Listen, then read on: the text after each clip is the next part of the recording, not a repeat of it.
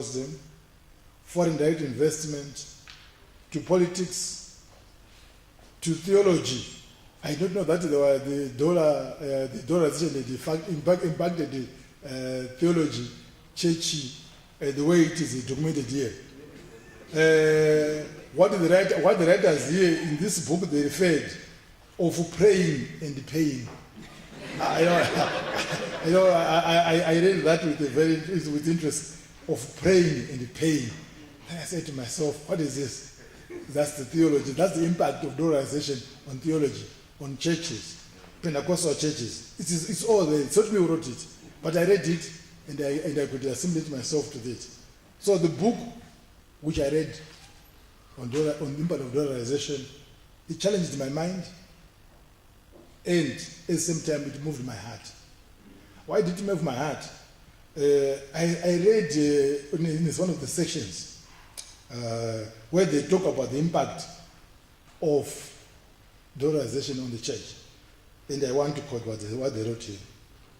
Say, if you send in your seed of faith, that is sending some money after sacrifices, God is going to have your mortgage paid off, some money deposited in your account without you knowing about it.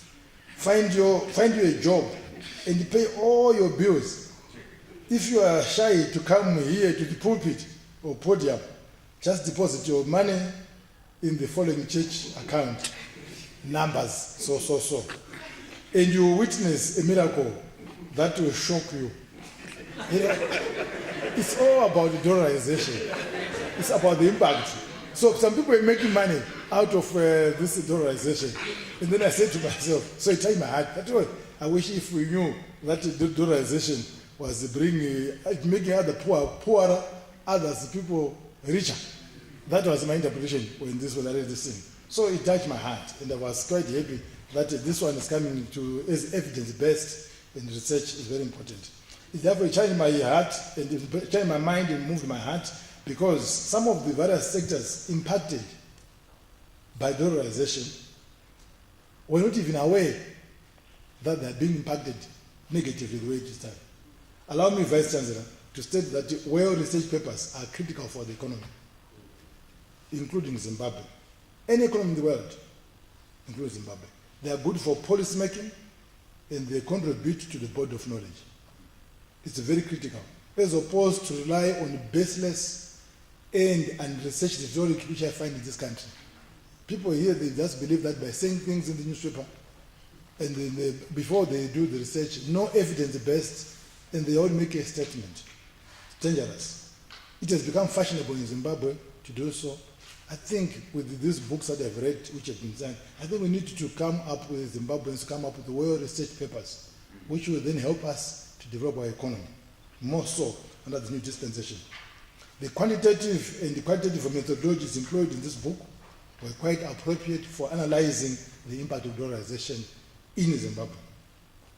Well done to the editors, Professor Marco Chekani and Professor Charity Manyeroke, and all the writers that have done in this book. I think they also deserve a round of applause. Thank you very much. They didn't come here to present their own book, but after reading it myself, I can say that it's a good sale. You can buy it. It's a good buy. You need to buy it. I think I heard that it's $15. For $15, I think you can pay more because it's good information which will help us to build Zimbabwe. It would be remiss on my part, VC, if I don't add to that board of knowledge by highlighting the operational challenges that Zimbabwe faced at the commencement of dollarization, and which we continue to face up to date. These challenges are so important that they need to be understood. Sometimes they are misunderstood in the economy. But then we need to just spell them out. So the challenges that we continue to face and which we faced during dollarization were as follows. The first one, transition dollarization was not planned. It was done unilaterally, as clearly observed by the writers in this book, where they said foreign currency had already been in illegal circulation and used as a medium of exchange. So we don't plan. We found ourselves in it. And unplanned systems are not sustainable. If you don't plan anything, you don't. So Zimbabweans were expecting that dollarization to be sustainable, but we never planned it. It's like find yourself in a house which you never built. And it isn't sustainable. It's not. Number two, the country was inadequately capitalized. It had no reserves at all. Government's account had $5 million US in 2009 on the 13th of February. But yet we were supposed to pay wages and allowances of $50 million in that month. So what happened? The government had introduced tokens to pay civil servants, which tokens were to be settled through the banking system. So there was no money, there's no cash either. Government would borrow from some certain Indian people to supplement $5 million. So in the beginning there was no foreign currency, and at the end there's no foreign currency. So it means we now need to plan the economy the way what we are doing. We cannot just say that things will do themselves and sort themselves out. It's never. We need to plan. Sources of dollars of liquidity was and is still recurrent income from exports, diaspora remittances, and external loans. Up to now, we are living as Zimbabweans from hand to mouth. So what we get foreign currency from tobacco, from gold, is what we use today for purpose of importing fuel, electricity, and others. I think we're doing very well. In Zimbabwe, there are no queues like other countries in Africa, even where fuel is being produced. People here talk about liquidity, that there's no liquidity. Yet there's people here that are driving using liquidity. Whatever you know, fuel is foreign currency. Whatever you eat as cooking oil in your homes, at your homes, that bottle of cooking oil has got 60% foreign currency. We are importing crude soy oil. We don't produce soya enough here to produce our own cooking oil. We don't produce enough cotton cake or enough cotton seed to produce cooking oil. So electricity we're importing 300 megawatts from Eskom, South Africa. In Mozambique, we pay about $5 million a week. Yeah. That cooking oil every month is $20 million that we spend. Fuel, we spend about $70 million a month. We use 135 million liters of fuel in this country. And that fuel, if you use it, 55 cents or 60 cents, because fuel gone up, you see that those figures are correct. And that's what we use every day in this country. So we are a net user of foreign currency. So when we say we have no liquidity, it means as a reserve bank, as a government, we now say the opportunity costs. Do we import more cash to provide money in the ATM machines, or you import fuel for people to drive their vehicles and to do business? That's opportunity cost, which you face every day in my life, every day in our lives as a central bank. We need to make those decisions. We need to make that call. Do you go without electricity and import cash to put in ATM machines so that people take the cash and then take it out of Zimbabwe? Foreign currency should be for foreign payments. It's called foreign currency for foreign payments. But here, because we're using foreign currency also for domestic payments, you find that the burden is skewed to the system. End of the day, that's why you've got these challenges which are facing. When we dollarized, we also had limited access to foreign finance due to heightened country risk on account of sanctions and the failure to meet foreign loan repayments. Never take something called sanctions lightly. It affects the whole body. As we say, sometimes, I didn't hear it in the books here, but sometimes we say that the ring, you are as strong as the weakest ring within the chain. So the weakest ring in this case was sanction. If a sanction means that all banks throughout the whole world, they want to ensure that they don't deal with you as an individual. But then the sanctions, they look for the individuals in everyone. So we are all included. It's inclusive. If Mr. X is on sanctions in Zimbabwe, Mr. X is looked for in all the transition from Zimbabwe. So it's not to bust sanctions. So if my uncle Manongo here is on sanctions, it means all the banks, they look for Manongo in everyone. So that sometimes he uses the other people to bust sanctions. So it means by inclusion, you are all together. That's why foreign banks now, that's why the banks, cross-border banks have been closing our accounts, because they are de-risking, they are minimizing risk, they are moving away from risk, they are avoiding risk, they are avoiding association risk with Zimbabwe. It is very painful. We felt it, we know about it, and we hear about it, but Zimbabweans sometimes we don't want to tell the truth to ourselves. That's why we like about evidence-based. So I like these books, because these books will bring out that information out, and therefore if you buy it at $15, you're buying a book with a plenty of information which is researched, and therefore I was going to challenge even the authors to go beyond 2015 now to look into the future and say, where are we now in 2018? You spoke about the bond coins here, how they were accepted and all those things. But after that, we introduced bond notes. We'll be able to want to know also the evidence based on the ground. What has been the uptake? What has been the impact to the people? I think it's very important. I do believe in legal research, evidence-based. Let's say information. Then on that basis, we can change, we can proceed, we can augment, we can enhance on the basis of knowledge. It's very important. So as we see, I think your team is doing a good job. We also lost competitiveness in the absence of exchange rate and mandatory tools. Dollarization brought that we don't have our exchange rate because it's given by using US dollar as our medium of exchange, as the intervening currency, as an accounting currency, as for settlement currency. So it means you can't devalue it. So if you're exporting goods and services, the books that you're talking about, Professor Nyagora, it means that you cannot reduce the price of that book from 15 using exchange rate. It's given.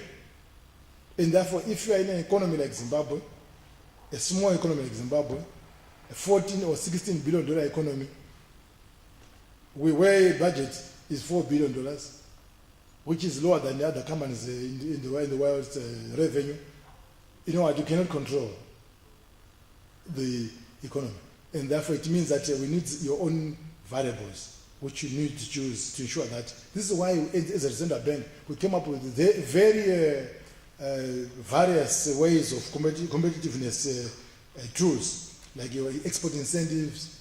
What you're basically doing there is to ensure that we provide a discount to people who are exporting, so that they can compete in the world, can compete in the region, can compete in Africa. That's what we'll be doing. So each time, under dollarization, a central bank which is under dollarization is supposed to do many tools to ensure that the economy remains afloat. If it was under normal circumstances like a Fed raise or today in South Africa, they only do two things: interest rate and exchange rate. Everything else will come will just come into line. You don't do what we're doing here in Zimbabwe. We have come up with many interventions. It's because we are in a situation which requires that to happen. Up until the time when you now have your own, the fundamentals which are right, it means then you can have only to deal with exchange rate and interest rate. Because if you increase interest, people don't borrow. If you reduce them, people borrow. Therefore, there's activity. So that's what you used to read in economics here, in this gang room. But now things have changed. So you need to change with the changing times. I think if Malaysia was here, would tell me that when I was doing money in the banking, that was all what I was taught, was interest rate policy, exchange rate policy, and how they affected the economy. But now things have changed, and we follow them. Even if you go in America, after the world financial crisis, they also changed. They had more tools called quantitative easings, which they still do in Europe, to inject more money into the economy so as to pump them up. That's what they're also doing here. When you've got a fiscal deficit, when you've got a fiscal expansionary fiscal policy, you're also putting money into the economy. But you now need to balance. Because if you put too much, it chases too much, it continue to eat foreign currency. If you put too little, you cause the deflation. So you need to find a fine balance in the economy. So I thought it was very important, just as a spillover from this very good research paper. These challenges are sometimes not clearly understood in Zimbabwe, leading to different interpretations on the causes and effects of current challenges facing the economy, with some unresearched and unfortunate statements attributing the shortages of foreign currency within the economy to the Reserve Bank of Zimbabwe and government for taking money away from the banks. I read those things every day. I sleep very well because I found that this is a very unresearched and unfortunate statement. So this person, governor here, if you say things which are not researched and are unfortunate, I will never lose sleep. Because I only pray for you. And God will forgive him. They don't know what they are doing. More so, yesterday was Ash Wednesday. So I will say, God, forgive people, they don't know what they're doing. It is unfortunate because it's a denial stance that Zimbabwe is importing more than it is importing. It's exporting. Our trade deficit, as was covered in this book from 2009 to 2015, has always been above $2.5 billion trade deficit, which means we are consuming much more than we are producing. It means we are eating some other people's consumption or production. So you are exporting jobs, you are exporting foreign currency, and you are also externalizing foreign currency in the process. So that by itself is a recipe for disaster. Now, if you go to the fiscal to the public finances, our budget deficit, it means that our revenues are lower than expenditures. So we have got both trade deficit and a fiscal deficit. And then you expect someone to see excess reserves in the Reserve Bank.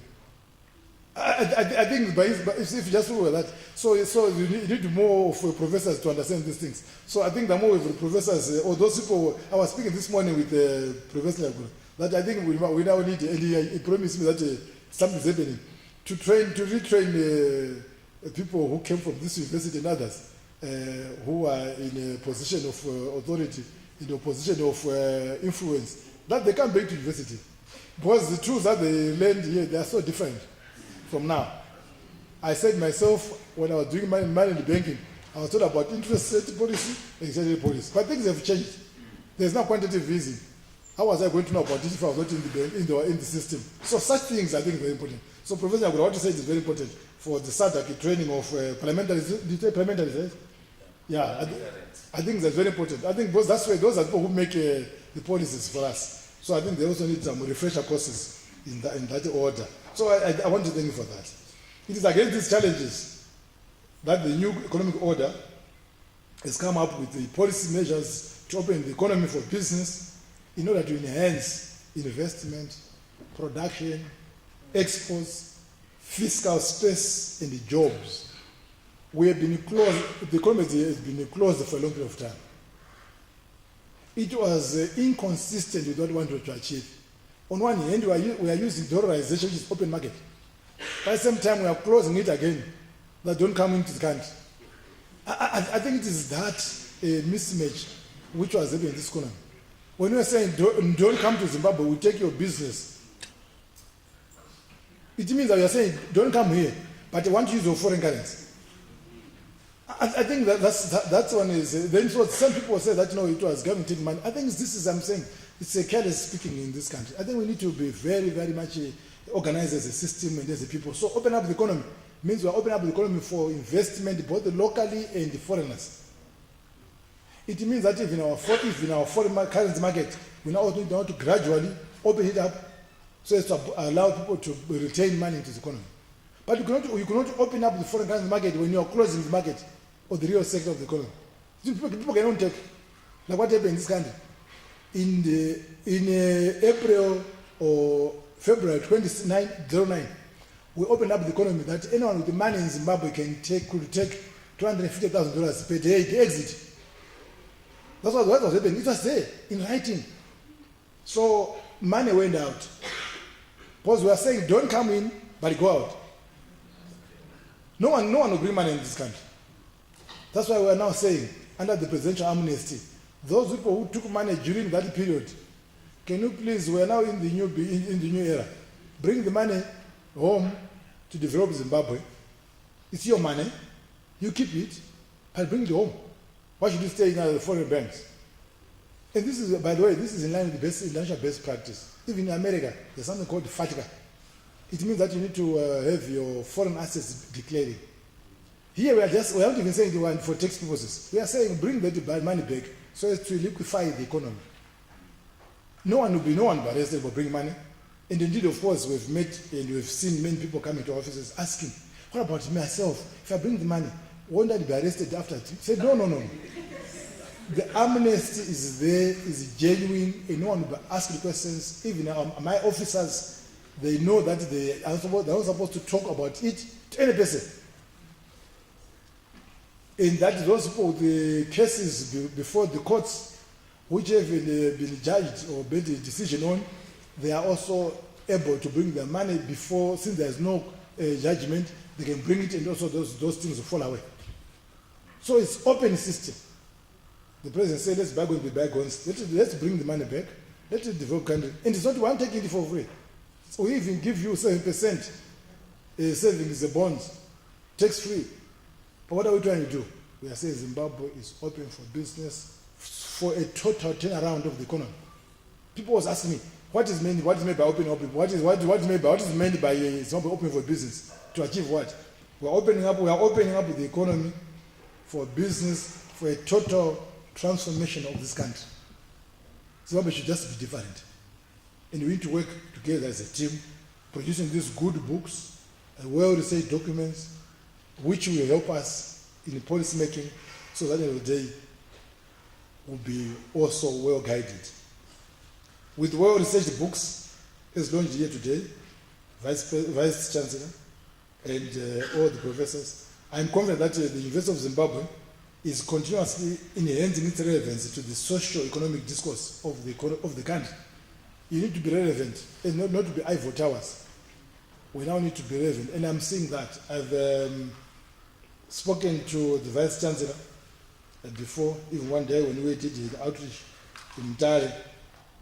The whole idea of focusing of the universities to ensure that we produce products, goods that have got a market in Zimbabwe.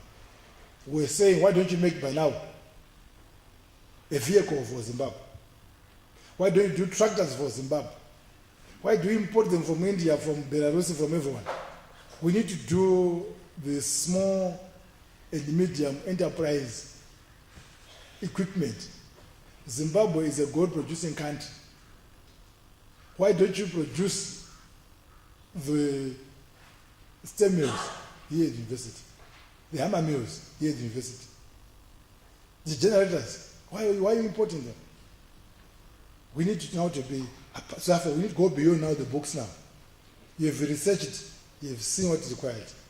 Those people in engineering, they need to make those products. Medicine is the same. Other countries are doing it. That's why we're importing them. That's why they exist. So we need to ensure that we continue to be relevant in Zimbabwe's economy. I want to thank you for inviting me, Vice Chancellor, and the whole group and the university. Congratulations to those who have written the books and us also who have come here to participate in this occasion. May God bless you. Tatenda, siyabonga, asante sana. I think an incredible round of applause for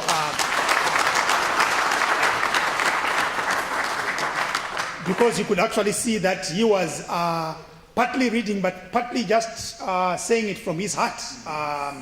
I had the privilege of realizing that his eyes were not here, but were actually right in front over there when he was actually presenting that. Thank you very much. And I think the challenge has actually been thrown, additional evidence-based books, but not only that, additional evidence-based products, which have to actually come from here, so that he can have additional sleepful nights from us. At this juncture, I am calling upon the PVC to come and give us a vote of thanks.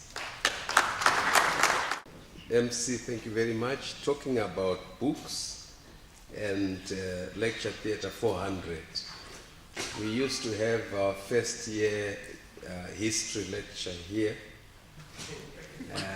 with Professor Zobo, and there was a book by Bohen which he loved very much. So one student borrowed it. She was called More Blessings, so she left it at Carsonder's, and we would be seated here ready for the lecture, and the lecturer came and say a few things. Then he would say, "More Blessing, where is my book?" Then she would say, "I left it at Carsonder's."